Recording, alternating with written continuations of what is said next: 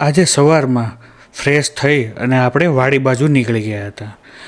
રસ્તામાં જોયું તો આ વરસાદના લીધે જે રસ્તો ધોવાઈ ગયો હતો ને એ રિપેરિંગનું કામ ચાલુ હતું. એને પાસ કરી અને આપણે આપણી વાડી તરફ નીકળી ગયા હતા. આપણી વાડી આવી કંઈક દેખાય છે. જૂના જમાનાનો ઝાપો. તમે મારા પ્રીવિયસ વ્લોગમાં પણ જોયું હશે બુલેટ. આ બીજું એક બુલેટ છે. આ બુલેટની અલગ કહાની છે જે અમારા ફેમિલીમાં 13 આવા બુલેટ છે. પછી આ જે ઘર તમે જોઈ રહ્યા છો એ મારા પપ્પાના દાદાના સમયનું છે. પછી આ જૂના જમાનાની ગમાણ છે.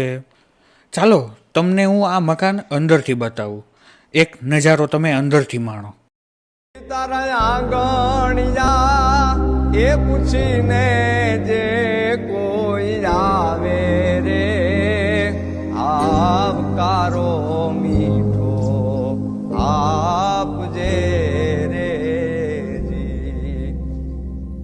આ નેહડામાં રહેવા વાળા લોકો આ માલધાર વાડી તમે જે જોઈ રહ્યા છો ને એ મારા પપ્પાના કાકા દાદાની બધાની એક જ શેઢે વાડી આવેલી છે. પછી તો મેડમ ભાખરી લઈને આવ્યા હતા. કોના માટે?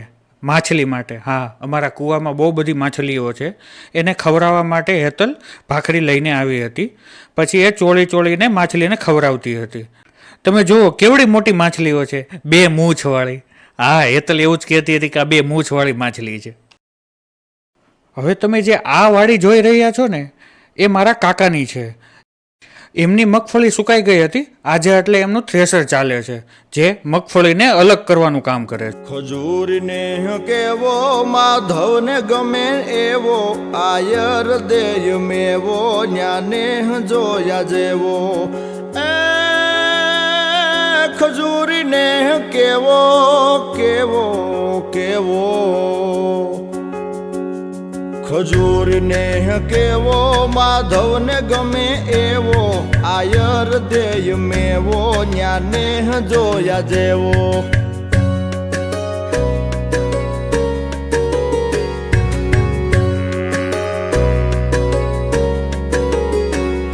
મીઠપ મેહુલો કેવો જાણ સ્વર્ગ લોક જેવો રાજી ખુદ થાય દેવો આવકારો રેનો લેવો.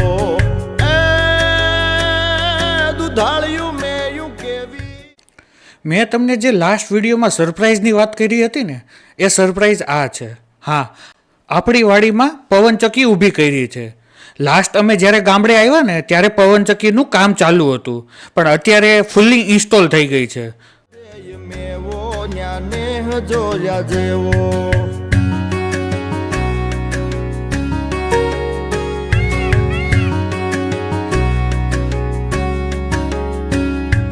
ઢાળો સિંહ ડણેણે ડુંગરની ટૂંક ધણેણે તારા ધીંગી રે જણેણે પશુ પંખીઓ ગણેણે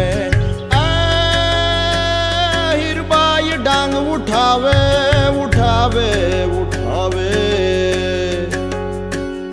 હીરબાઈ ડાંગ ઉઠાવે ગાંડીગીર ને ગજાવે વનરાજ ને ભગાવે મેઘાણ ગીત ગાવે. ખજૂરને કેવો માધવને ગમે એવો આયર દેય મેવો ન્યાને જોયા જેવો.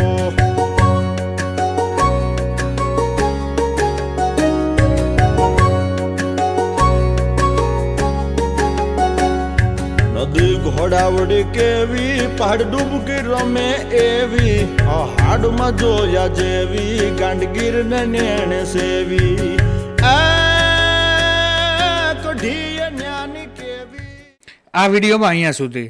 આવા જ વિડીયો જોવા માટે ચેનલને સબસ્ક્રાઈબ કરવાનું ના ભૂલતા.